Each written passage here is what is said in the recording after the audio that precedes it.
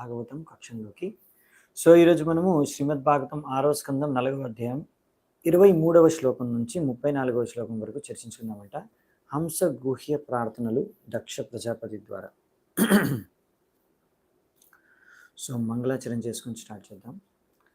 ఓం అజ్ఞానతిమిరాంధస్య జ్ఞానాంజనాశలాకయా చక్షురున్మిళితం యేన తస్మై శ్రీ గురవే నమః. శ్రీచైతన్యమనోభీష్టం స్థాపితం యేన భూతలే స్వయం రూపః కదా మह्यं దదాతి స్వపదాంతికం. వందేహం శ్రీగురూన్ శ్రీయుతాపదకమలం శ్రీగురుం వైష్ణవాంశ శ్రీరూపం సాగ్రజాతం సహగణ రఘునాథాన్వితాం తం సజీవం సాద్వైతం సావధూతం పరిజనసహితం కృష్ణ చైతన్యదేవం శ్రీరాధాకృష్ణపాదాన్ सहगण ललिता श्री विशाखान्वितांश नमा ओं विष्णुपादाय कृष्णप्रेष्ठाय भूतले श्रीमते भक्तिवेदांत स्वामिने नामिने. नमस्ते सारस्वते देवे गौरवाणी प्रचारिणे निर्विशेष शून्यवादी पाश्चात्य देशधारिणे. नमो महावदन्याय कृष्ण प्रेम प्रदायते कृष्णाय कृष्ण चैतन्य नामिने गौरत्विषे नमः. हे कृष्णा करुणा सिंधु दीनबंधु जगत्पते गोपेश गोपिका कांत राधा कांत नमोस्तुते. तप्त कांचन गौरांगी राधे वृंदावनेश्वरी वृषभानुसुते देवी प्रणमामि हरिप्रिये. नीलाचल निवासाय नित्याय परमात्मने बलभद्र सुभद्राभ्यां जगन्नाथाय ते नमः. वाञ्छाकल्पतरुभ्यश्च कृपा सिन्धुभ्यैव च पतितानां पावनेभ्यो वैष्णवेभ्यो नमो नमः. जय श्री कृष्ण चैतन्य प्रभु नित्यानंद श्री अद्वैत गदाधर श्रीवासादि गौरभक्तवृंद. हरे कृष्णा कृष्ण कृष्णा हरे हरे हरे राम राम राम हरे हरे. హరే కృష్ణ. సో మనం ఈరోజు హంసగుహ్య ప్రార్థనలో మొదలు పెడతామంట. శ్రీ ప్రజాపతిరువాచ నమః పరాయా వితతానుభూతయే గుణత్రయాభాష నిమిత్తబంధవే అదృష్టధామ్నే గుణతత్వబుద్ధిభిర్నివృత్తమానాయ దదే స్వయంభువే. సో ప్రజాపతి దక్ష ఏమన్నారంటే, ఓ పరమేశ్వర భగవంతుడా, మీరు ఈ యొక్క మాయ బహిరంగ శక్తికి అతీతులు. ఇంకా మాయ ద్వారా ఈ 3 గుణాల ద్వారా ఏవైతే ఉత్పన్నమవుతున్నాయో వీటికి అతీతులు మీరు. ఈ యొక్క భగవంతుడికి ఎటువంటి శక్తి ఉందంటే అది ఎప్పుడు కూడా విఫలం అవ్వదు. ఇంకా సంపూర్ణమైన జ్ఞానము, దృఢ సంకల్పము, ఇంకా అన్ని రకాల జీవరాశుల పట్ల నియంత్రణ, ఇంకా మాయ పైన కూడా, బహిరంగ శక్తి పైన కూడా నియంత్రణ ఉంది. బద్ధజీవులు ఎవరైతే ఈ యొక్క భౌతిక జగత్తులోకి వచ్చారో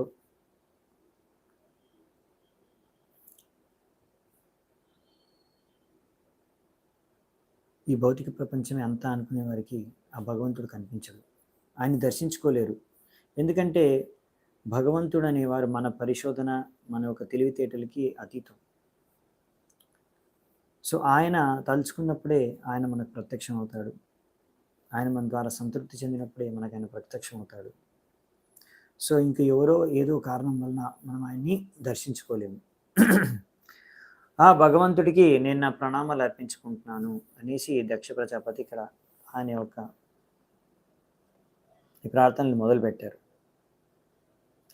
సో భగవంతుడిని మన తెలివితో, బుద్ధితో, పరిశోధనతో మనము అర్థం చేసుకోలేము, దర్శించుకోలేము. పంతాస్తు కోటి శతవత్సర సంప్రగమ్యం వాయోరతాపి మనస్సో ముని పుంగవానాం సోప్యస్తి యత్ ప్రపదస్మిన్న విచింత్య తత్వే గోవిందమాది పురుషం తమహం భజామి. సో ఈ విధంగా మనము బద్ధజీవులము, ఎంత గొప్ప మునులమైన ఋషులమైనా సరే, ఎంత తెలివితేటలు ఉన్న వ్యక్తులమైనా సరే, ఎన్ని కోటి కోటి సంవత్సరాల వరకు మనం ఆలోచించిన, మనస్సు కన్నా వేగంతో ప్రయాణించిన, మనం భగవంతుడిని ఎప్పుడు కూడా అర్థం చేసుకోలేము. ఆయన ఎప్పుడు కూడా మనకి అచింత్య.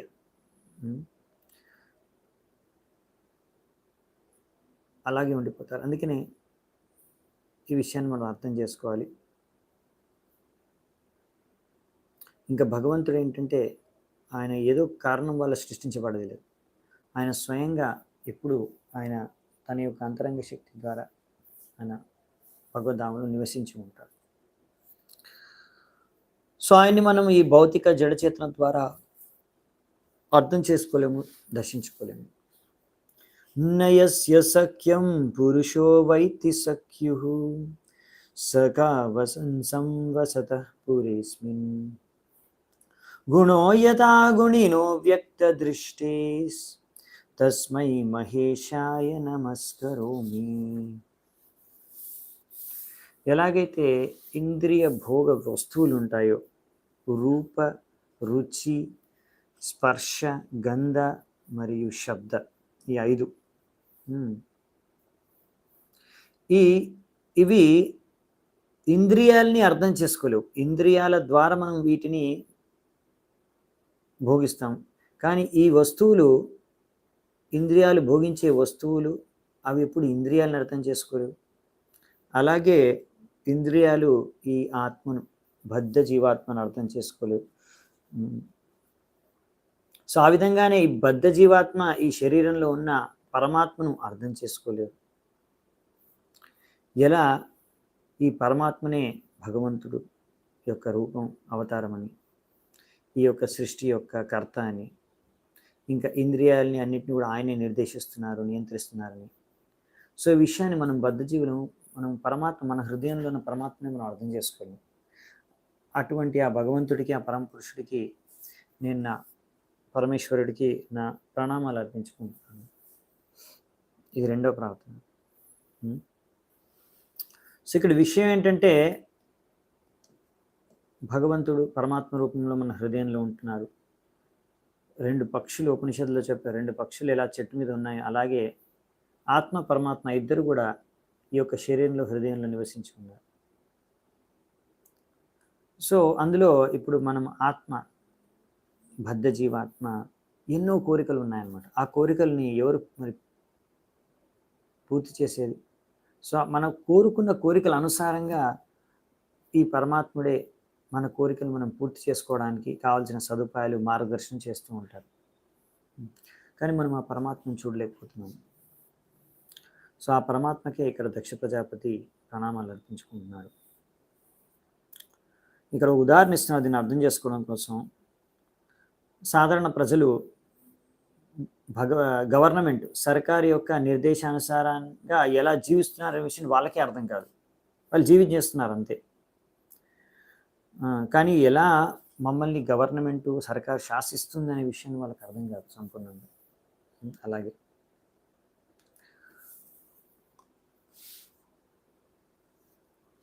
నెక్స్ట్ 25వ శ్లోకం. దేహో సవోక్ష మనవో భూతమాత్రం ఆత్మానమన్యం చ విదుః పరం యత్ సర్వం పుమాన్ వేద గుణాంశతజ్ఞో న వేద సర్వజ్ఞం అనంతమీడే. ఇదంతా శరీరము, ఇదంతా కూడా జడ వస్తువు. ఇందులో ఉన్న ప్రాణవాయువు, బయట ఇంద్రియాలు, లోపల ఇంద్రియాలు, పంచమహాభూతాలు, ఇంకా సూక్ష్మ ఇంద్రియ వస్తువులు, భోగ వస్తువులు, అదే రూప, గంధ, స్పర్శ, శబ్ద, రుచి, ఇవన్నీ కూడా వాటి గురించి సొంతంగా అర్థం చేసుకోలేవు. లేకపోతే వారిని ఎవరు నియంత్రిస్తున్నారో ఆ నియంత్రికుల్ని కూడా అర్థం చేసుకోలేవు. కానీ ఈ బద్ధ జీవాత్మ, ఎందుకంటే బద్ధ జీవాత్మ ఆత్మతత్వం, చిన్మయం, ఆధ్యాత్మికం కనుక ఈ శరీరాన్ని అర్థం చేసుకోగలుగుతుంది. ఇందులో ఉన్న ప్రాణవాయువు, ఇంద్రియాలు, ఇంకా వస్తువులు, భోగించే వస్తువులు, అలాగే ఈ 3 గుణాలని, ఇవన్నీ తెలిసిన జీవాత్మకు ఇవన్నీ అర్థమైనా కానీ భగవంతుని మాత్రం ఈ పెద్ద జీవాత్మ దర్శించుకోలేదు, అర్థం చేసుకోలేదు. ఏ భగవంతుడైతే మళ్ళీ సర్వంతర్యామి, అనంతం, ఆ భగవంతుడికే నేను నా ప్రణామాలు అర్పించుకుంటున్నాను అని చెప్తున్నారు ఇక్కడ. సో ఈ విధంగా వివిధ ప్రార్థనలతో దక్ష ప్రజాపతి ఆ భగవంతుని ప్రార్థించుకుంటున్నారు, గుణగానం చేస్తున్నారు, ప్రణామాలు అర్పించుకుంటున్నారు. 26వ శ్లోకం. యదో పరామో మనసో నామ రూప రూపస్య దృష్ట స్మృతి సంప్రమక్షాత్ యీయతే కేవలయా స్వసంస్థయా హంసాయ తస్మై శుచి సద్మనే నమః. సో ఇక్కడ అదే చెప్తున్నారన్నమాట. ఎప్పుడైతే ఒకరి చేతన అనేది సంపూర్ణంగా శుద్ధమైపోతుందో ఈ భౌతిక జడ వాసనల నుంచి, ఇక్కడ సూక్ష్మము స్థూల స్థాయిలో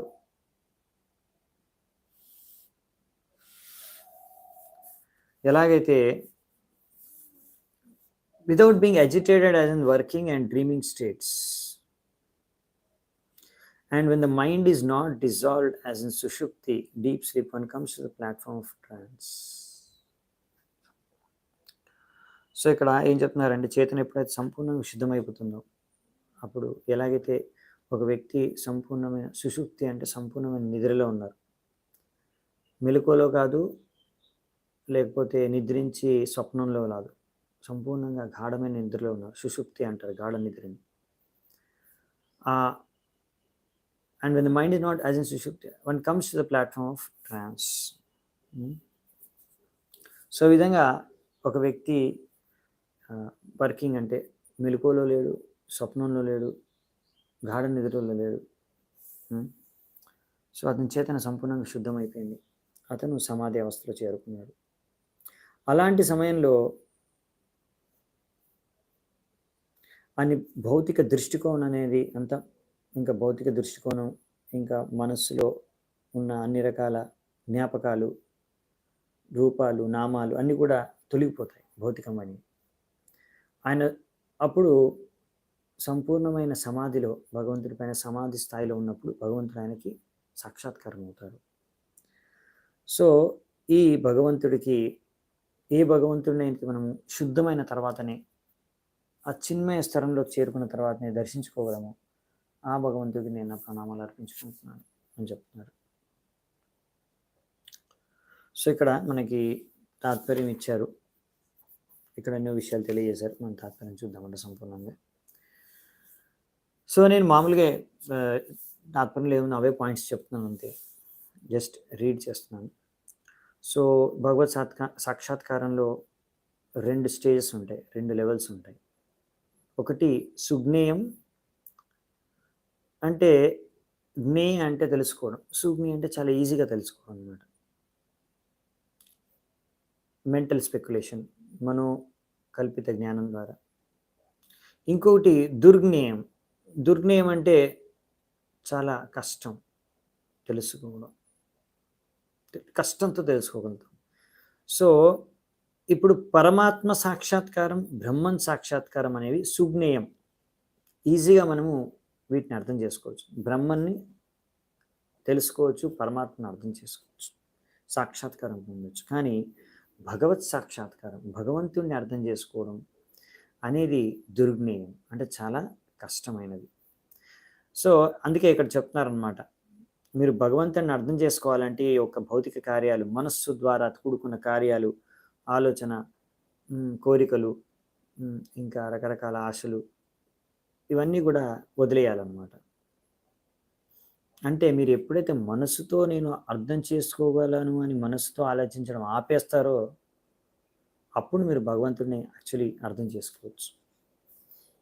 సో ఈ యొక్క సమాధి స్థాయి, చిన్మయ స్థాయి, ఆధ్యాత్మిక స్థాయి అనేది భగవంతుడి సాక్షాత్కారం జరిగే ఆధ్యాత్మిక స్థాయి అనేది సుషుప్తి కన్నా ఎక్కువ. ఈ సమాధి అంటే వాళ్ళు నిద్రపోతున్నారు, నిద్రపోవడం కాదు సమాధి అంటే. సుషుప్తి అంటే అందులో ఎంత గాఢమైన నిద్ర అంటే వాళ్ళకి ఏం అర్థం కాదు అక్కడ గాఢమైన నిద్రలో. కానీ సమాధి అంటే దానిపైన ఉంటుంది. సో ఇక్కడ మనకి ఇక్కడ చెప్తున్నారు. అందుకని మనము రోజు పొద్దున ఎన్నో విషయాలు చూస్తూ ఉంటాము. మనకు మన అనుభవంలో ఎన్నో విషయాలు ఉంటాయి, వస్తువులు ఉంటాయి, జ్ఞాపకాలు ఉంటాయి. అవన్నీ మనకి కళల్లో సూక్ష్మ రూపంలో మనము వాటిని మనలో కళ రూపంలో కళల్లో కంటూ ఉంటాం. సో బేసికలీ మనం చూసినవన్నీ కూడా సూక్ష్మ రూపంలో మన మనసులో ఉంటాయి. సో అందుకనే ఇప్పుడు చెప్పేది ఏంటంటే, మీరు ప్రత్యక్ష రూపంలో మెలకువలో ఉన్నప్పుడు చూసినవి ఆ స్థాయిలో మీరు అర్థం చేసుకోవాలి భగవంతుని. అలాగే స్వప్నంలో ఏవో చూస్తున్నారు, ఆ టైంలో భగవంతుని మీరు అర్థం చేసుకోవాలి. భగవత్ శాస్త్రం గాఢమైన నిద్రలో ఉన్నారు, గాఢమైన నిద్రలో ఉంటే కూడా, డీప్ స్లీప్లో ఉంటే కూడా మీరు భగవంతుని అర్థం చేసుకోలేరు. ఎప్పుడైతే సంపూర్ణంగా ఆధ్యాత్మిక స్థలంలో స్థాపితమై ఉంటారో అప్పుడే భగవంతుని అర్థం చేసుకోగలరు. ఆ యొక్క సత్వ ఆ స్థానాన్ని విశుద్ధ సత్వం లేకపోతే వసుదేవ సత్వం అంటారు. ఈ శుద్ధమైన చేతన చేరుకున్నప్పుడే మనం భగవంతుని అర్థం చేసుకోగలం. అత శ్రీకృష్ణ నామాది న భవేత్ గ్రాహ్యమింద్రియై. సో ఇక్కడ ఏం చెప్తున్నారంటే, ఎప్పటి వరకు అయితే మీరు ఇంకా భౌతిక స్థలంలో ఉన్నారు, ఇంద్రియ భోగ స్థలంలో ఉన్నారు, అప్పుడు సూక్ష్మ స్థాయిలో కానివ్వండి, స్థూల స్థాయిలో కానివ్వండి, సూక్ష్మ స్థాయిలో కానివ్వండి, ఉన్నంత వరకు మనం ఆ భగవంతుణ్ణి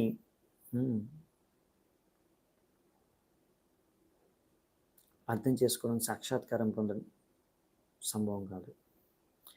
మరి ఎలా? అందుకని ఈ యొక్క ఇంద్రియాల ద్వారా మనము భగవంతుని అర్థం చేసుకోవడం. ఏవైతే ఇప్పుడు ఇంద్రియ భోగ వస్తువుల పైన కళల్లో నిమగ్నమై ఉన్నాయి. సేవోన్ముఖే జిహ్వాదౌ స్వయం ఏవ స్ఫురత్యదః. బట్ ఎప్పుడైతే మనం ఈ ఇంద్రియాల్ని భగవంతుడి సేవలో వినియోగిస్తామో, యుక్తపరుస్తామో, ముఖ్యంగా ఇక్కడ జిహ్వ ఆదౌ, అన్ని ఇంద్రియాలు, జిహ్వ అంటే మన యొక్క జీవం, అంటే జీవం అంటే మన యొక్క నాలికతో మొదలుగా మిగతా ఇంద్రియాలన్నింటినీ ఒకటి తర్వాత ఒకటి భగవంతుడి సేవలో వినియోగించాం. ఇప్పుడు ఎలా నాలికను మనం భగవంతుడి సేవలో వినియోగిస్తాం? హరే కృష్ణ మహామంత్ర జపించడం ద్వారా, ప్రసాదాన్ని సేవించడం ద్వారా. సో తద్వారా ఏం జరుగుతుందంటే, ఈ హరే కృష్ణ మహామంత్రం జపం ద్వారా, కృష్ణ ప్రసాదాన్ని గ్రహించడం ద్వారా ఒక సేవ చేయాలనే ఒక సేవ భావంతో చేసినప్పుడు మనం భగవంతుడిని మనము సాక్షాత్కారం పొందవచ్చు. సేవ భావంతో, భోగించే భావన చాలా ఇంపార్టెంట్. చేతన, ఏ చేతనతో మనం హరే కృష్ణ మహామంత్రం జపం చేస్తున్నాం, ఏ చేతనతో మనం ప్రసాదాన్ని స్వీకరిస్తున్నాం, ఆ చేతన సరైన సేవ భావనతో ఉంటే, భగవంతుడికి సేవ భావనతో ఉంటే, అప్పుడు మనం భగవంతుని అర్థం చేసుకోగలం. అది ఇక్కడ రాశారు. సో ఆ విషయాన్ని ఇక్కడ ఏ శబ్దంతో సూచించారంటే శుచి సద్మని అని. శుచి అంటే మీరు శౌచంగా అంటే క్లీన్గా ఉండాలన్నమాట, ప్యూరిఫై, శుద్ధంగా ఉండడం. ఇంకా సద్మని అంటే సరైన మనస్సుతో, సరైన ఇంద్రియాలు, మనస్సు అన్ని భగవంతుడి సేవలో నియుక్తపరిచే ఉద్దేశంతో మనం ఎప్పుడైతే ఇలా భగవంతుడికి సేవలో మన ఇంద్రియాలు, మన జీవం, మన నాలిక, మిగతా ఇంద్రియాలన్నింటినీ భగవంతుడి సేవ కొరకు సేవ చేసే భావనతో యుక్తపరుస్తామో అప్పుడు అవి శుద్ధమైపోయి మనం భగవంతుడి సాక్షాత్కారం కలుగుతుంది.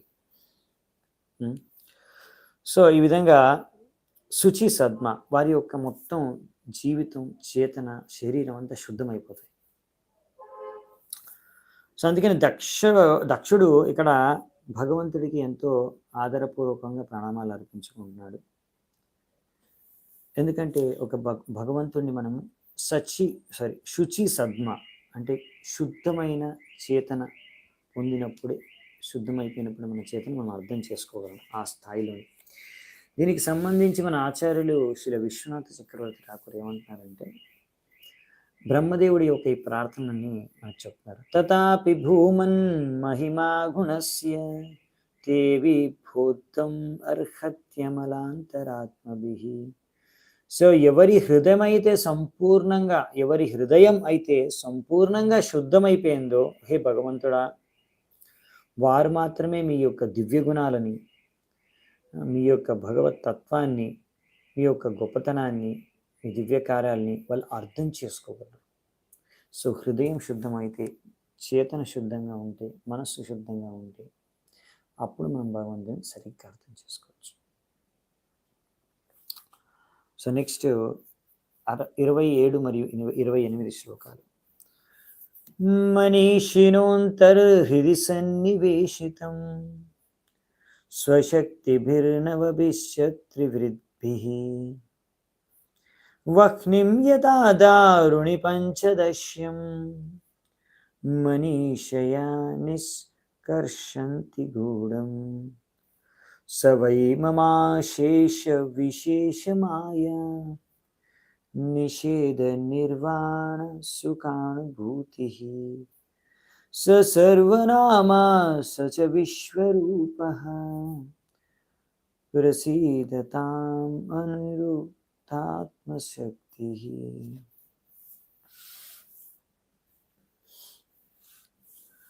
సో ఎలాగైతే ఎంతో పాండిత్యం తెలివైన బ్రాహ్మణులు సమర్థులో వారి యొక్క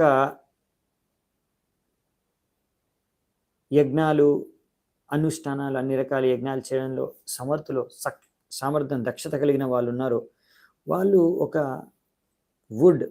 చెక్కలోంచి అగ్నిని పుట్టించగలరు. సరైన సామిధేని మంత్రాలను 15 సామిధేని మంత్రాలను జపించి, సో మంత్ర జపము ద్వారా ఈ 15 సామిధేని మంత్రాల ద్వారా వాళ్ళు ఒక అగ్ని పుట్టించవచ్చు ఒక చెక్కల్లో. సో ఈ విధంగా ఎవరైతే చేతనలో ఉన్నతమైన చేతన కలిగి ఉన్నారో, అంటే ఉన్నతమైన చేతన అంటే కృష్ణ చైతన్యం. ఎవరైతే కృష్ణ చైతన్యం కలిగి ఉన్నారో వాళ్ళు పరమాత్మను వాళ్ళు గుర్తించగలరు. ఏ పరమాత్మ అయితే యొక్క హృదయంలో నివసించి ఉన్నాడు. సో ఈ హృదయం అనేది 3 గుణాల ద్వారా 9 భౌతిక వస్తువుల ద్వారా ఆచ్ఛన్నమై ఉంది, కవర్ అయి ఉంది. సో ఇవన్నీ 9 వస్తువులు, భౌతిక జడ వస్తువులు ఏంటంటే, ఎలిమెంట్స్ ఏంటంటే మెటీరియల్ ఎలిమెంట్స్, మెటీరియల్ నేచర్, ప్రకృతి. ఈ ప్రకృతిలో ఉన్న మొత్తం జడశక్తి, అహంకారము, మనస్సు, ఇంద్రియాలు భోగించే 5 వస్తువులు, ఇంద్రియభోగ వస్తువులు, ఇంకా 5 పంచమహాభూతాలు మరియు 10 ఇంద్రియాలు. సో టోటల్గా 27 ఈ మొత్తం బహిరంగ శక్తి. ఈ 27 ఎలిమెంట్స్ కలిపి బహిరంగ శక్తి అన్నమాట భగవంతుడిది. మహా యోగులు భగవంతుడి పైన ధ్యానం చేస్తారు. ఏ భగవంతుడైతే ఈ పరమాత్మ రూపంలో మన హృదయంలో నివసిస్తూ ఉన్నాడు. సో ఆ పరమాత్ముడే నా పట్ల సంతృప్తి చెందుగాక అని ఇక్కడ దక్షుడు ప్రార్థించుకుంటున్నాడు. సో ఈ పరమాత్మ సాక్షాత్కారం అనేది ఎప్పుడు జరుగుతుందంటే, ఒక వ్యక్తి చాలా ఆతృతతో ఉన్నాడు, నాకు మోక్షం లభించాలి, ఈ యొక్క భౌతిక జీవితం నుంచి, రకరకాల జీవరాశుల నుంచి ముక్తి లభించాలి అని ఎప్పుడైతే ఒకరు కోరుకుంటారో తీవ్రమైన కోరికతో, సో అతను ఒక సమయంలో ఆ విధంగా భగవంతుడికి ప్రేమపూర్వకంగా భక్తి సేవ చేసుకోవడం ద్వారా ఆ ముక్తిని పొందగలడు, భగవత్ సాక్షాత్కారం కలగగలదు. ఎందుకు అంటే అతను మంచి సేవాభావంతో భగవంతుడికి సేవ చేసుకోవడం కారణంగా ఇది సంభవం. ముక్తి లభిస్తుంది, భగవంతుడి సాక్షాత్కారం లభిస్తుంది. సో ఈ విధంగా భగవంతుడిని మనము వివిధ ఆధ్యాత్మిక నామాలతో పిలవవచ్చు. ఇవి భౌతిక ఇంద్రియాలకి అర్థం కావు. సో ఆ భగవంతుడు నా పట్ల ఎప్పుడు సంతృప్తి అవుతాడు అనేసి ప్రార్థించుకుంటున్నాడు దక్షుడు. సో దీని తాత్పర్యం కూడా మనం చూద్దామంట. చాలా ఇంపార్టెంట్ తాత్పర్యం, పెద్దగా ఉంటుంది. ఇది తాత్పర్యం. సో కానీ ఇంపార్టెంట్ చూద్దామంట. ఈ యొక్క తాత్పర్యంలో మనం చూస్తాము మన ఆచార్యులు శ్రీల విశ్వనాథ చక్రవర్తి ఠాకూర్ ఆయన ఇక్కడ ఒక శబ్దాన్ని ఉపయోగించాడు, దుర్విజ్ఞేయం. అవును. సో అంటే దుర్విజ్ఞేయం అంటే మనం తెలుసుకున్నాం, చాలా కష్టం భగవంతుడిని అర్థం చేసుకోవడం. సో అది శుద్ధమైన చేతన మనకు లభించినప్పుడు మనం భగవంతుడిని అర్థం చేసుకోవచ్చు. అది ఎలా లభిస్తుంది మనకు అంటే, ఏ శాంత్వంతగతం పాపం జనానాం పుణ్యకర్మణాం తే ద్వంద్వం మోహ నిర్ముక్త భజంతే మాం దృఢవ్రతాః. సో ఎవరైతే వారి యొక్క పూర్వపు జన్మలో ఈ జన్మలో పుణ్యకార్యాలు చేశారో, అన్ని పాపాల నుంచి ముక్తులైపోయారో, ఇంకా మోహ మాయ నుంచి కూడా వాళ్ళకు ముక్తి చెందారు, ఈ ద్వంద్వ మోహాల నుంచి. ఇంకా ఇదంతా ఎలా జరుగుతుంది, ఎలా సంభవం? ఇదంతా ముక్తమైన వాళ్ళు అంటే సంపూర్ణంగా ఈ ద్వంద్వ మోహాల నుంచి అన్నిటి నుంచి ముక్తమైతే అప్పుడు భగవంతుడిని మనము ఉపాసన చేసుకోవచ్చు. భజంతే మాం దృఢవ్రత, వాళ్ళు భగవంతుడికి దృఢ సంకల్పంతో భజన చేసుకోవచ్చు. ఎవరైతే అన్ని పాపాలు తొలగిపోయాయో, ఎన్నో పుణ్యకార్యాలు చేశారో, ప్లస్ అన్ని మోహమాయల నుంచి ముక్తులైపోయారు, వాళ్ళు భగవంతుడి సేవలో దృఢ సంకల్పంతో యుక్తమైపోవచ్చు. ఇంకేమంటారంటే భగవంతుడు ఇంకో దగ్గర భగవద్గీతలో, సతతం కీర్తయంతో మాం యతంతశ్చ దృఢవ్రతాః నమస్యంతశ్చ మాం భక్త్యా నిత్యయుక్తా ఉపాసతే. సో ఈ విధంగా వీళ్ళందరూ కూడా భక్తులు దృఢవ్రతతో భక్తి ఎలా చేసుకుంటారంట, సతతం కీర్తయంతో మాం, ఎల్లప్పుడూ భగవంతుని కీర్తిస్తూనే ఉంటారు. సో ఈ భాగవతాన్ని పఠించడం కూడా భగవంతుని కీర్తించడం, భగవంత నామం జపించడం భగవంతుని కీర్తించడం, గీత జపం నుంచి గీతా పాఠ గీతను చదవడం కూడా భగవంతుని కీర్తి, గీత ప్రచారం చేయడం భగవంతుని కీర్తించడం. సో ఈ విధంగా ఏ వ్యక్తి అయితే ఎల్లప్పుడూ నా కీర్తిని గుణగానం చేస్తూ ఎంతో దృఢ సంకల్పంతో నా ముందుకు వచ్చినప్పుడు నమస్కారం చేస్తాడు, నాకు ఎల్లప్పుడూ నాకు భక్తి చేసుకుంటూ నా సేవలను యుక్తమై ఉంటాడు అని చెప్తున్నారు భగవంతుడు ఆయన భక్తుల గురించి. కానీ ఈ యొక్క స్థాయికి చేరుకునేది అందరూ కాదనమాట. చాలా దుర్విజ్ఞేయం, చాలా తక్కువ మంది ఈ స్థాయికి చేరుకోగలుగుతారు. ఎవరు? మనుష్యానాం సహస్రేషు కశ్చిత్ యతతి సిద్ధయే యతతామపి సిద్ధానాం కశ్చిన్ మాం వ్యక్తి తత్వతః. ఈ విధంగా సంపూర్ణంగా భగవంతుడికి తత్వరూపంలో అర్థం చేసుకునే వాళ్ళు వేలల్లో కోట్లల్లో ఒకరు ఉంటారంట. ఒకరు మాత్రమే అర్థం చేసుకోగలరు భగవంతుడిని సంపూర్ణంగా. సో మరి భగవంతుడిని మనం బాగా అర్థం చేసుకోవాలంటే ఎన్నో రకాల తపస్సులు, వ్రతాలు చేయాలి మనం.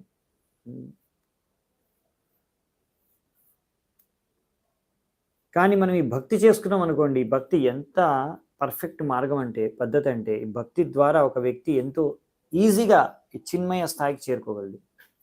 సో ఈ విశుద్ధ సత్వ స్థాయికి, శుద్ధమైన చేతన మనకు పొందాలి అంటే మనం భక్తి చేసుకోవడం వలన జరుగుతుందన్నమాట. అది కూడా భగవంతుడు భగవద్గీతలు చెప్పాడు, భక్త్యా మామ విజానాతి యావంజశ్చాస్మి తత్వతః తతో మాం తత్వతో జ్ఞాత్వా విశదే తదనంతరం.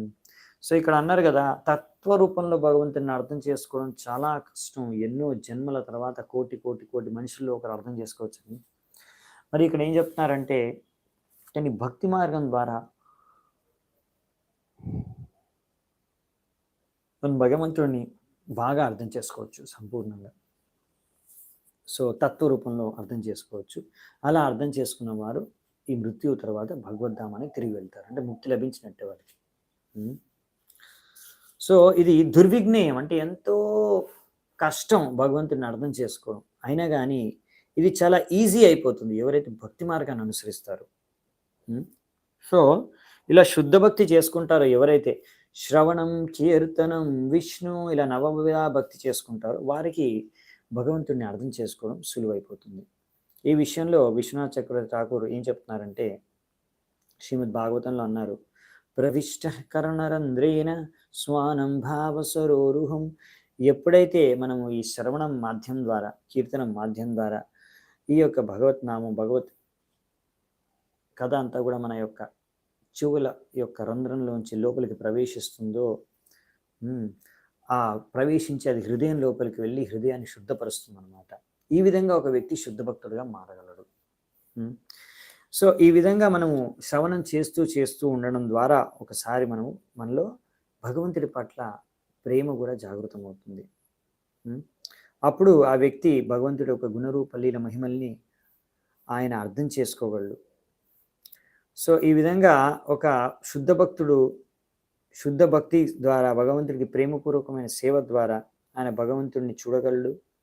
ఆయనలో ఎన్ని లోపాలున్నా భౌతికంగా భగవంతుడిని దర్శించుకోగలడు.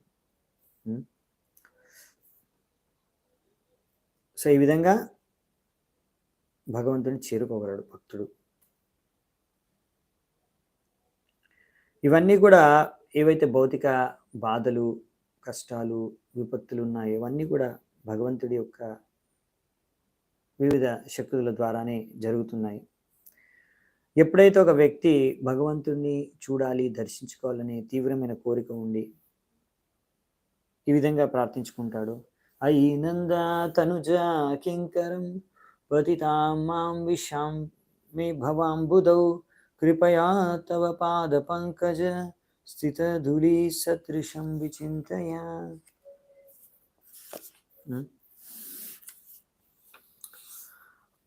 ఇక్కడ ప్రార్థన ఏంటంటే ఈ చైతన్య మహాప్రభు చేస్తున్న ప్రార్థన, ఓ నంద సుత కృష్ణ, నేను నీ యొక్క నిత్య సేవకుడిని. ఏదో కారణంగా ఈ యొక్క జన్మ మృత్యు భవసాగరంలో పడిపోయాను. నన్ను దయచేసి ఈ సాగరం నుంచి ఎత్తి మీ యొక్క పాద పద్మాలలో ఒక కణ ధూళి లాగా స్థాపితం చేసుకోండి.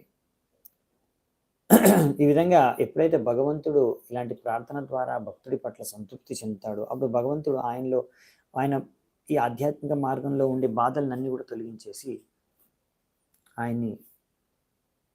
ఆయన ఒక పాదపద్మాల దగ్గర చేర్చుకుంటారు. ఈ విషయంలో కూడా విశ్వనాథ్ చక్రవర్తి ఠాకూర్ విష్ణు పురాణం నుంచి ఒక విషయం చెప్తున్నారు, శ్లోకం చెప్తున్నారు. లాధిని సంధిని సంవిత్ త్వయ్యేక సర్వ సంస్థితౌ లాత తాప కరి మిశ్ర త్వయి నో గుణ వర్జితే. ఈ భౌతిక ప్రపంచంలో ఆధ్యాత్మిక శక్తి ఉంది భగవంతుడిది, అది తాపకారి. భగవంతుడి యొక్క ఆధ్యాత్మిక శక్తి భౌతిక ప్రపంచంలో తాపకారిగా, అంటే తాపాలు, రకరకాల కష్టాలు, దుఃఖాల్ని కలిగిస్తుందంట. ఇక్కడ అందరూ కూడా ఆనందం కోసం ఎదురు చూస్తున్నారు, ఆనందం కోసం వెతుకుతున్నారు. సో ఈ ఆనందం అనేది భగవంతుడి యొక్క లాధిని శక్తి ద్వారా లభిస్తుంది.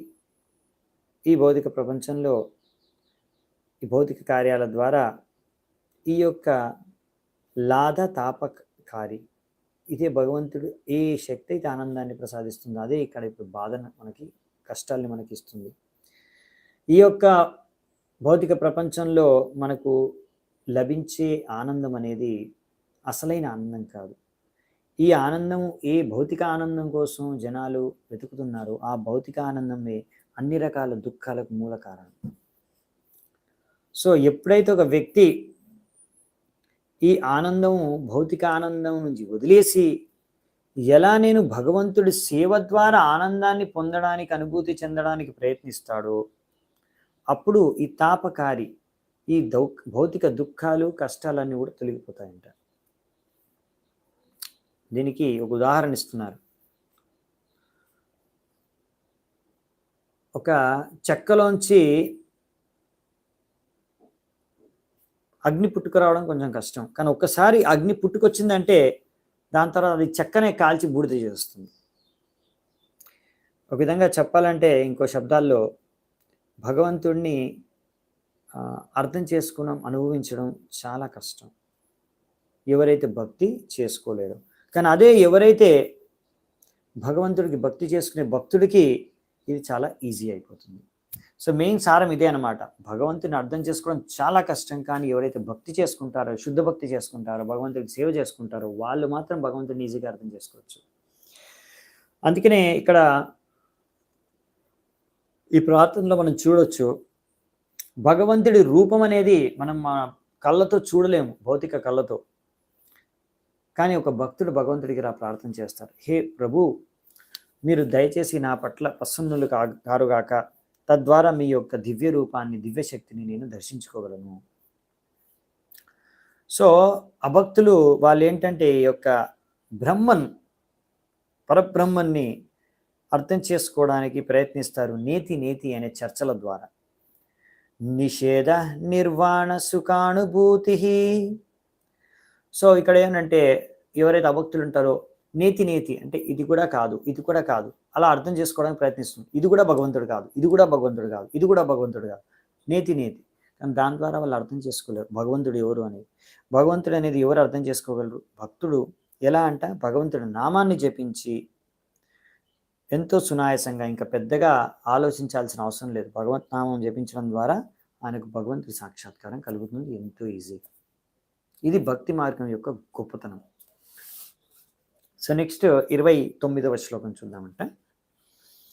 సో 29వ శ్లోకంలో ఏం ప్రార్థించుకుంటున్నారంటే, యద్యన్నిరుక్తం వచస నిరూపితం ధియాక్షభిర్వా మనసోతయస్య మా భూత్స్వరూపం గుణరూపం హి తత్ సవై గుణాపాయ విసర్గ లక్షణ. సో ఏదైనా సరే మనము భౌతిక శబ్దాల ద్వారా, భౌతిక బుద్ధి ద్వారా, భౌతిక ఇంద్రియాల ద్వారా, భౌతిక మనస్సు ద్వారా అనుభవించేది, అర్థం చేసుకోగలిగేది, ఇవన్నీ కూడా 3 గుణాలు, ప్రకృతిలో ఉన్న 3 గుణాల యొక్క ప్రభావం యొక్క ఫలితమే. దీని ద్వారా అది భగవంతుడి యొక్క అసలైన స్వరూపాన్ని, దివ్యత్వాన్ని మనకి ఎప్పటికీ అవి తెలియజేయలేవు. భౌతిక ఇంద్రియాలు, మనస్సు, బుద్ధి, తెలివి అంతా కూడా. సో ఈ భగవంతుడు, ఈ భౌతిక ప్రపంచం 3 గుణాలకి అతీతం. ఇంకా చెప్పాలంటే ఈ 3 గుణాలు, ఈ సృష్టి అంతా కూడా ఆయన నుంచే పుట్టుకొచ్చాయి. ఆయనే సృష్టికర్త, ఆయనే సర్వకారణ కారణం. ఈ యొక్క సృష్టికి ముందు కూడా ఆయన ఉన్నాడు. ఆ సృష్టికి ముందు ఉన్న ఆ భగవంతుడికే నేను నా ప్రణామాలు అర్పించుకుంటున్నాను అనేసి ఇక్కడ చెప్తున్నారు. నెక్స్ట్ 30వ శ్లోకం. యస్మిన్ యతో యేన చ యస్య యస్మై యత్యో యతా కురుతే కార్యతే చ పరావరేషాం పరమం ప్రాక్ ప్రసిద్ధం తద్బ్రహ్మ తద్దేతుర్ అనన్యదేకం. సో పరబ్రహ్మను కృష్ణ, ఆయనే అన్నిటికీ మూల కారణం, అన్ని ఆయనలోనే నివసించేది, ఆయన ద్వారానే అన్నీ రచింపబడుతున్నాయి, అన్నీ కూడా ఆయనకు చెందినవే, అన్నీ కూడా ఆయనకి మనం అర్పించాలి. ఆయనే మన యొక్క అంతిమ లక్ష్యం.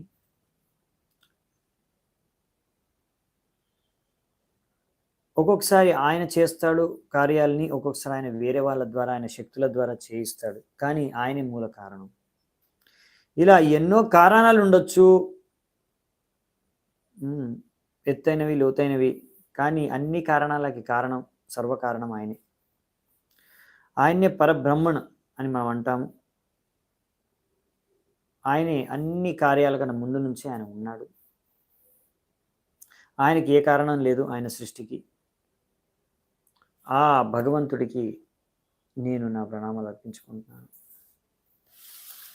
31వ శ్లోకం. యచ్చక్తయో వదతాం వాదినాం వై వివాద సంవాద భువో భవంతి కుర్వంతి చైషాం ముహురాత్మమోహం తస్మై నమోనంత గుణాయ భుమ్నే.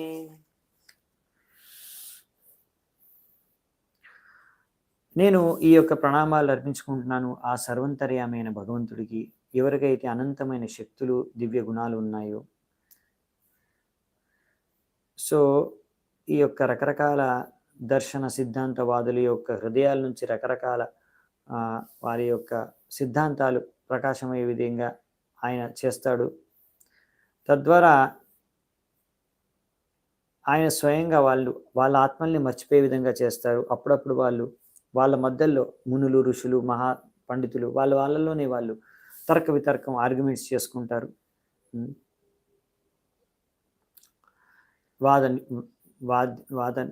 వాదం చేసుకుంటూ ఉంటారు, వాదించుకుంటూ ఉంటారు. ఈ విధంగా ఆయన ఈ యొక్క భౌతిక ప్రపంచంలో ఎటువంటి పరిస్థితిని సృష్టిస్తారంటే వాళ్ళు ఒక నిర్ధారణలకు రాలేకపోతారు. ఇలాంటి మునులు, ఋషులు ఎంతో చర్చించుకుంటూ ఉంటారు భగవంతుడి గురించి, ఇలా అలా అలా ఇలా అని. కానీ ఫైనల్గా అసలు భగవంతుడు అంటే ఎవరో వాళ్ళు అర్థం చేసుకోలేకపోతారు, ఒక నిర్ధారణ రాలేకపోతారు. ఆ భగవంతుడికి నేను నా ప్రణామాలు అర్పించుకుంటాను. సో మహాభారతంలో ఒక శ్లోకం ఉంది, ఇలా మునులు ఆలోచించి తర్కో ప్రతిష్ట శృతయో విభిన్న నాసా వృషీర్యస్య మతం న భిన్నం. అంటే ఈ మునులు ఏంటంటే వీళ్ళందరూ ఒక్కొక్క విధంగా ఆలోచిస్తారన్నమాట. నేను ఆలోచించేది కరెక్టు అని వాదించుకుంటూ ఉంటారు. సో ఈ విధంగా అసలు కారణం ఎవరు, అసలు భగవంతుడు ఎవరు అనే విషయంపై వాదించుకుంటారు. కానీ ఒకరు వాదనకి, ఒకరు చెప్పేదానికి ఇంకొకరు అంగీకరించరు. ఆ విధంగా వాదించుకుంటూనే పోతుంటారు. ఇది వాళ్ళ స్వభావం. సో ఈ విధంగా అభక్తులు భగవంతుడిని అర్థం చేసుకోలేరు. ఎందుకంటే వాళ్ళకి, ఎవరైతే అభక్తులకి భగవంతుడి పట్ల ఈర్ష, ద్వేష భావన ఉందో వాళ్ళు ఎప్పుడు కూడా భగవంతుడిని అర్థం చేసుకోలేరు. ఇలాంటి అభక్తులు భగవంతుడి పట్ల ఈ యొక్క ద్వేషం, ఈర్ష ఉండడం కారణంగా అసుర పరివారాల్లో జన్మ తర్వాత జన్మిస్తూనే ఉంటారు. అసుర పరివారాల్లో ఇలా భగవంతుడి పట్ల అపరాధం చేస్తారు. ఈ భగవంతుడి పట్ల అపరాధం చేయడం కారణంగా భగవంతుడు వాళ్ళని ఎప్పుడు మోహమాయలోనే పడివేసి ఉంచుతాడు. కుర్వంతి చైషాం ముహురాత్మమోహం. సో ఇలాంటి అసుర ప్రవృత్తి, భగవంతుడిని ద్వేషించి అసహించుకునే వాళ్ళందరినీ భగవంతుడు ఈ మోహమాయలోనే బందీ చేసి ఉంచేస్తారు. వాళ్ళు ఎప్పుడు కూడా ఇంకా భగవంతుని అర్థం చేసుకోలేరు. 32వ శ్లోకం చూద్దామంట. హస్తీతి నాస్తీతి చ వస్తునిష్టయోర్ ఏకస్తయోర్భిన్న విరుద్ధ ధర్మణో అవేక్షితం కించన యోగ సంఖ్యయో సమం పరం హ్యనుకూలం బృహత్తత్. సో 2 పార్టీలు ఉన్నాయంట. ఒకటి నాస్తికులు, ఇంకొకటి ఆస్తికులు. అంటే ఒకరు భగవంతుడిని నమ్మేవారు, ఇంకొకరు భగవంతుడిని నమ్మని వారు. ఎవరైతే భగవంతుడిని నమ్ముతారో వారు పరమాత్ముడిని స్వీకరిస్తారు. ఈ ధ్యాన యోగ ద్వారా ఆ భగవంతుడు పరమాత్మ రూపంలో వాళ్ళు ధ్యానించుకుంటారు. ఇంకా ఇంకొక కేటగిరీ ఏంటంటే సాంఖ్యతే. వాళ్ళు ఏంటంటే ఈ భౌతిక ప్రపంచాన్ని బాగా క్షుణ్ణంగా పరిశోధన చేసి వాళ్ళు అర్థం చేసుకుంటారు ఏంటంటే ఇదంతా కూడా నిరాకారం, ఇంకేం ఆకారం లేదు భగవంతుడికి, ఇంకా ఏ కారణము లేదు. ఆ భగవంతుడా, పరమాత్మన, బ్రహ్మన ఎవ్వరు కూడా ఈ సృష్టికి కారణం కాదు. ఈ విధంగా వారి యొక్క భౌతిక ప్రకృతి ఎలా సృష్టించబడిందని వాళ్ళ యొక్క ఆలోచనలు ఉంటాయి. సో ఈ విధంగా మొత్తానికి ఈ 2 పార్టీల వాళ్ళు ఏంటంటే ఇలా ఆపోజిట్గా వాదించుకుంటారు. కానీ వాదించుకునే విషయ వస్తువు అదే, ఎవరు సృష్టికర్త అనేది. సో అందరూ కూడా భగవంతుడు ఎవరు అనే విషయాన్ని అర్థం చేసుకోవడానికి ప్రయత్నిస్తున్నారు. ఆ భగవంతుడికే నేను నా ప్రణామాలు అర్పించుకుంటాను అని చెప్తున్నారు. సో బేసికలీ ఈ యొక్క ఆర్గ్యుమెంట్కి 2 సైడ్స్ ఉన్నాయని ప్రభుపాల్ ద్వారా చెప్తున్నారు. కొంతమంది అంటారు ఈ భగవంతుడికి రూపం లేదు, నిరాకారం అని. ఇంకొంతమంది అంటారు భగవంతుడికి రూపం ఉంది, సకారం అని. సో ఆ విధంగా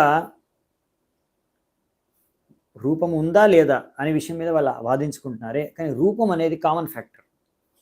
ఇద్దరు రూపం ఉందా లేదా అని దాని ద్వారా వాళ్ళు ఆస్తికుల, నాస్తికుల దాని ద్వారా వాళ్ళని మనం విభజిస్తున్నాం ఆ విధంగా. సో భక్తులకి ఏంటంటే వాళ్ళు స్వీకరిస్తారు, వారు ఆస్తికులు, భగవంతుడికి రూపం ఉందనే విషయాన్ని స్వీకరిస్తారు. అందుకనే భగవంతుడికి వాళ్ళు ప్రణామాలు అర్పించుకోగలుగుతారు. సో ఈ విధంగా ఇక్కడ ఆ విషయం చెప్తున్నారనమాట. యోగ సాంఖ్యాయో అని ఒక శబ్దాన్ని ఇక్కడ వినియోగించారు ఈ యొక్క శ్లోకంలో. ఇది చాలా ముఖ్యమైనదంట. యోగ అంటే ముఖ్యంగా భక్తి యోగ. యోగులు భగవంతుడిని పరమాత్మగా, ఆయన సర్వంతర్యామి అనే విషయాన్ని స్వీకరిస్తారు. ఇలా వాళ్ళ హృదయాల్లో పరమాత్మ రూపాన్ని దర్శించుకోవడానికి ప్రయత్నిస్తారు. ధ్యానావస్థిత తద్గతేన మనస పశ్యంతి యం యోగిన అని మనకు భాగవతంలో రాశారు. భక్తుడు ఇలా భగవంతుడి యొక్క సంపర్కంలోకి వచ్చేసి భగవంతుడిని అర్థం చేసుకుంటాడు. కానీ యోగి ఏంటంటే ధ్యానం ద్వారా హృదయంలో ఉన్న పరమాత్మను దర్శించుకోవడానికి ప్రయత్నిస్తాడు. ఈ విధంగా ఇద్దరు, ఒకరు ప్రత్యక్షంగా ఇంకొకరు పరోక్షంగా, ఇద్దరు కూడా భగవంతుని అర్థం చేసుకోవడానికి ప్రయత్నిస్తున్నారు, దర్శించుకోవడానికి ప్రయత్నిస్తున్నారు. కానీ ఈ సాంఖ్య వాళ్ళు ఏంటంటే వాళ్ళు ఈ యొక్క జడ జగత్తుని బాగా పరిశోధన చేసి వాళ్ళ యొక్క బుద్ధి, జ్ఞానం, తెలివితేటలతో అర్థం చేసుకోవడానికి ప్రయత్నిస్తారు. దీన్ని జ్ఞాన శాస్త్రం అంటారు. సో ఈ విధంగా ఈ సాంఖ్యాయిట్స్ అంటే సాంఖ్య మార్గాన్ని అనుసరించే వాళ్ళు ఏంటంటే ముఖ్యంగా నిరాకార బ్రహ్మన్ పట్లనే వాళ్ళకి ఆసక్తి. వాళ్ళకి ఆ భగవతత్వం అనేది, పరం సత్యం అనేది 3 లెవెల్లో ఉంటుంది. బ్రహ్మేతి, పరమాత్మేతి, భగవానితి సభ్యత అనే విషయం వాళ్ళకి తెలియదు. వాళ్ళు మహా అంటే ఈ బ్రహ్మన్, నిరాకార బ్రహ్మని మాత్రం స్వీకరించగలరు. ఆ స్థాయికి వాళ్ళు వచ్చి, అంతకన్నా స్థాయి కన్నా ఎక్కువ వాళ్ళు ఎదగలేరు, అర్థం చేసుకోలేరు. కొంతమంది పరమాత్మ రూపంలోనే అర్థం చేసుకోగలుగుతారు. ఇంకా చాలా కొంతమంది భగవంతుడి రూపంలో అర్థం చేసుకోగలరు. సో ముఖ్యం ఏంటంటే అందరూ కూడా పరమ సత్యం ఏంటి అనే విషయాన్ని అర్థం చేసుకోవడానికి ప్రయత్నిస్తున్నారు. ఇది పాయింట్. ఆ పరమ సత్యంకి ఇక్కడ దక్ష ప్రజాపతి ప్రణామాలు అర్పించుకుంటున్నారు. నెక్స్ట్ 33వ నంబర్ శ్లోకం. యోనుగ్రహార్థం భజతాం పాదమూలం అనామరూపో భగవాననంతః నామాని రూపాని చ జన్మ కర్మభిర్ భేజే సమహ్యం పరమః ప్రసీదతు. సో భగవంతుడు ఎంతో ధనవంతుడు. ఇంకా ఆయనకి ఏ భౌతిక నామాలు, రూపాలు, లీలలు లేవు. ఆయన సర్వంతర్యామి. ఇంకా భక్తుల పట్ల, ఏ భక్తులైతే ఆయన పాదపద్మాలను ఎప్పుడు పూజించుకుంటారో ఆ భక్తుల పట్ల ఆయన ఎంతో దయామయుడు, కృపామయుడు. అందుకే ఆయన రకరకాల రూపాలని ప్రదర్శిస్తాడు, అవతారాలను తీసుకుంటాడు, రకరకాల దివ్యమైన లీలల్ని చేస్తాడు. ఆ భగవంతుడు ఎవరి రూపమైతే సచ్చిదానంద రూపమో ఆయన నా పైన కృప చూపుగాక అనేసి కోరుకుంటున్నాడు దక్ష ప్రజాపతి. అజోపి సన్ అవ్యయాత్మ భూతానామీశ్వరోపి సన్ ప్రకృతిం స్వామధిష్ఠాయ సంభవాత్మ్యాత్మ మాయయ. సో భగవద్గీతలో ఇది చెప్తారు. సో భగవంతుడు అజ అంటే ఆయనకు జన్మ లేదు, ఆజన్ముడు. ఆయన కానీ ఇంకోటి ఏంటంటే ఆజన్మ, ఇంకోటి ఏంటంటే ఆయన శరీరము ఎటువంటి భౌతిక చేంజెస్, మెటీరియల్ చేంజెస్, భౌతికంగా చేంజ్ అవ్వదు అనమాట. ఎలా ఉందో అలాగే ఉంటుంది. ఆయన భగవంతుడు రకరకాల అవతారాలను గ్రహిస్తారు. శుద్ధ సత్వ స్థాయిలోనే ఉంటారు ఎల్లప్పుడూ. ఎన్ని అవతారాలు, నామాలు, కార్యాలు గ్రహించినా చేసినా ఆయన ఎప్పుడు అన్ని అవతారాల్లో కూడా భక్తుల పట్ల ఎంతో విశేష కృప చూపిస్తారు. సో ఈ విధంగా కొంతమంది చాలా ఆర్గ్యుమెంట్ చేస్తారు, వాదిస్తూ ఉంటారు. ఆ భగవంతుడికి రూపం ఉందా లేదా, ఈ విషయాన్ని తీసుకొని పెద్దగా వాదన చేస్తూ ఉంటారు. కానీ భక్తుడికి ఆ భగవంతుడి కృప ద్వారా ఆయన భగవంతుడిని స్వయంగానే దర్శించుకుంటాడు. తద్వారా ఆయన ఎంతో ఆధ్యాత్మిక ఆనందంలో ఉన్మత్తం అయిపోతాడు. సో ఇది తేడా అనమాట. సో భగవంతుడి నామం ఏంటంటే ఆయన ఒక దివ్య కార్యాల కారణంగా ఎల్లప్పుడూ స్థాపించి ఉంది. సో ఎందుకంటే కృష్ణుడి అర్థం ఒకటి ఏంటంటే సర్వాకర్షణి ఇది కృష్ణ. సో అందరినీ ఆకర్షిస్తాడు అనమాట కృష్ణుడు. సో అందుకనే భగవంతుడి నామము కూడా ఈ దివ్యనామంలో ఒకటి. ఈ దివ్యనామం ద్వారా కూడా భగవంతుడు ఆకర్షితుడైపోతాడు. సో ఈ విధంగా ఎన్నో కార్యాల ద్వారా భగవంతుడు అందరిని ఆకర్షిస్తాడు.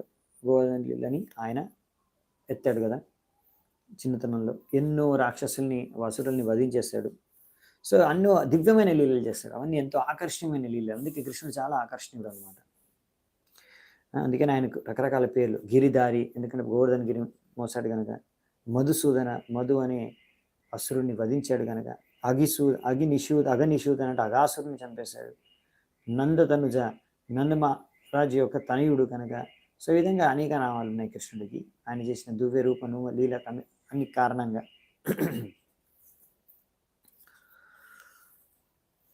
సో ఈ విధంగా భగవంతుడు చేసే అన్లిమిటెడ్ అనంత కార్యాల కారణంగా ఆయనకి వేలాది వేలాది నామాలు ఉన్నాయన్నమాట, భగవత్ నామాలు.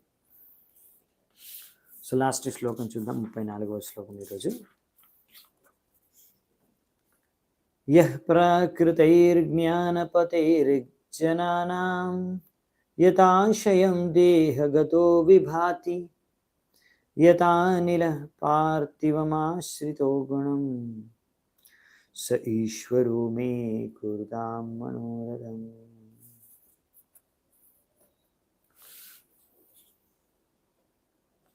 ఎలాగైతే గాలి పువ్వులో ఉన్న పరిమళాన్ని తీసుకొని వెళ్తుందో, లేకపోతే గాలి రకరకాల రంగులని ఆ యొక్క గాలిలో కలిసిపోయి ప్రయాణిస్తాయో, అలాగే భగవంతుడు కూడా అప్పుడప్పుడు కొంతమంది ఆయన్ని ఎలాగైతే ప్రార్థించుకుంటారో వివిధ రకాలుగా, ఆ విధంగా వారికి ఆయన దర్శనమిస్తాడు.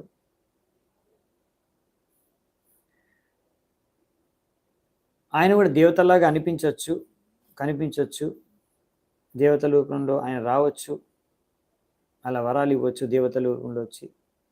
కానీ ఈ యొక్క దేవత రూపాలు మనకేం అవసరం? నేను ఆ అసలైన భగవంతుడు, ఎవరి నుంచి అయితే దేవతలందరూ వచ్చారో ఆ భగవంతుడికి నా ఒక కోరికల్ని తీర్చమనేసి కోరుకుంటున్నాను. సో ఈ విధంగా ఆయన దేవతలను ఎవరిని కోరుకోవట్లేదు, డైరెక్ట్గా భగవంతుడే నా కోరికలు తీర్చాలని కోరుకుంటున్నాడు. దీంతో అంత గుణగానం చేసి ఫైనల్గా ఆయన కోరికను భగవంతుడు తీర్చాలని ఆయన యొక్క కోరికను వ్యక్తం చేశాడు, ప్రార్థన వ్యక్తం చేశాడు. సో నిరాకారవాదులు ఉంటారే, వాళ్ళు ముఖ్యంగా దేవీ దేవతలను ఆరాధిస్తారు. ఎందుకంటే వాళ్ళు ఏమనుకుంటారంటే భగవంతుడి యొక్క విభిన్న రూపాలే దేవి దేవతల రూపాలు, అన్ని రూపాలు ఒకే భగవంతుడు అనుకుంటారు. కానీ అసలు విషయం అది కాదు. ఇక్కడ దక్షుడు చెప్పినట్టుగా ఎన్నో రూపాలు ఉన్నాయి భగవంతుడికి, దేవతలు ఉన్నాయి. కానీ దేవతలందరూ కూడా భగవంతుడు అసలు రూపం కాదు, దేవతలందరూ కూడా భగవంతుడి యొక్క సృష్టింపబడ్డ వాళ్ళే అని.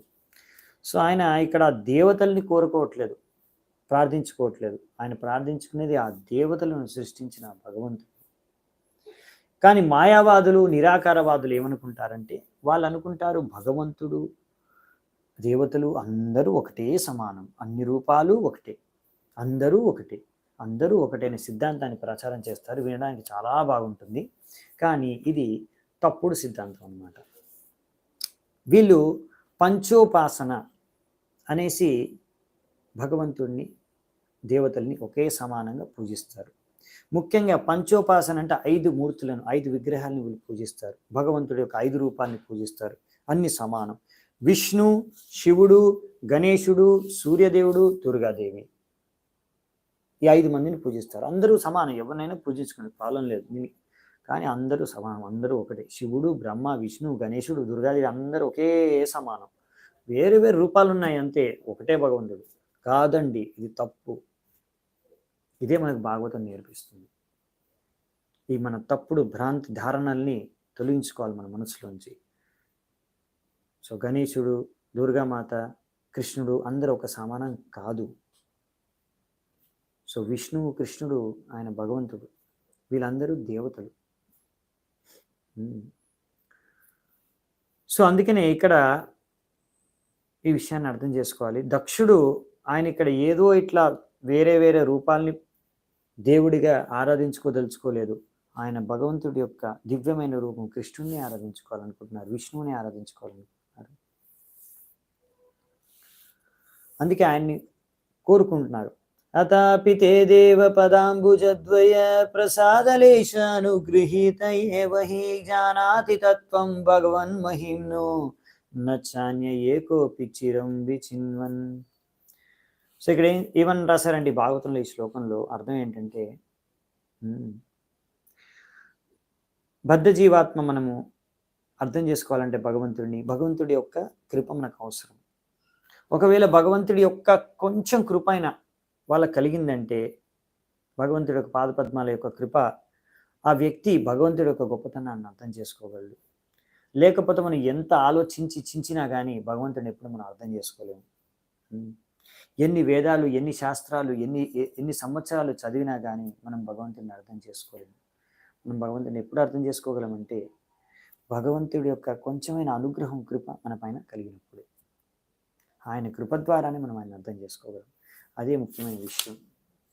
సో ఇంకా ఎలా అర్థం చేసుకోవచ్చు అంటే, ముందు కూడా మనం చూసాం కదా, సేవోన్ముఖే జిహ్వాదం నుంచి, జిహ్వా ఇత్యాది ఇంద్రియాల నుంచి మనం భగవంతుడికి సేవ చేసుకొని, ఇంద్రియాలని, చేతనను, మనస్సుని, హృదయాన్ని శుద్ధపరచుకొని, తద్వారా మనము నిర్మలమైన చేతనకి, వాసుదేవ సత్వ శుద్ధ సత్వ స్థాయికి చేరుకున్న తర్వాత అలా భగవంతుడి నిరంతరం భక్తి భావనతో సేవ చేసుకుంటూ ఉంటే భగవంతుడు మనకు సాక్షాత్కారం అవుతాడు. భగవంతుడిని మనం అర్థం చేసుకోవచ్చు.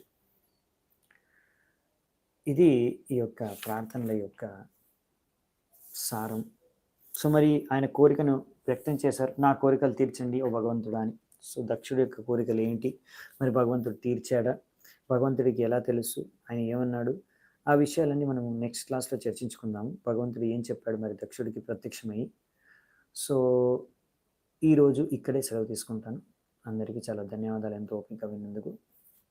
శ్రీల ప్రభుపాదికి జయ, గ్రంథరాజ్ శ్రీమద్ భాగవతం की जय, समवेत गौर भक्त वृंद की जय, निताय गौर सीतनाथ प्रेमानंदी, हरि हरि बोल.